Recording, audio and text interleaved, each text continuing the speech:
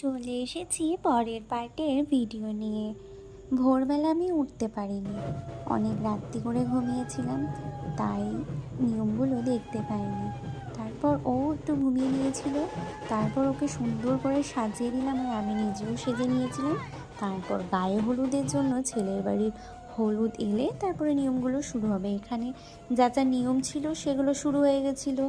আর এই প্রথম ব্রাইডকে দেখলাম নিজের বিয়েতে নিজের নিয়মগুলো ঠিক ঠিক করে করছিল, আর সবাইকে বলছিল তোমরা 7জন আছো 9জন আছো, দেখে করো, দেখে নিয়ম করো।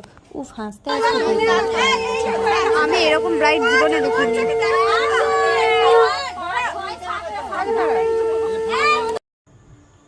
আমি একটুও সাজার সময় পাচ্ছিলাম না, আমি চাইছিলাম ওর বিয়ে, তাই ওকে যতটা সুন্দর করে সাজানো যায়।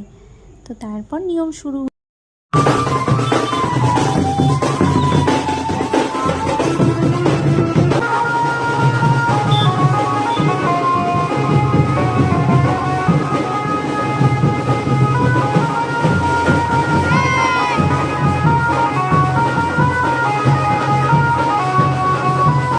ব্যান্ড পার্টি সকাল সকাল চলে এসেছিলো। তারপর আমরা গেছিলাম পুকুরে, ওই যে কি বলে নেমন্তন্ন করতে না কিছু একটা, যাই হোক।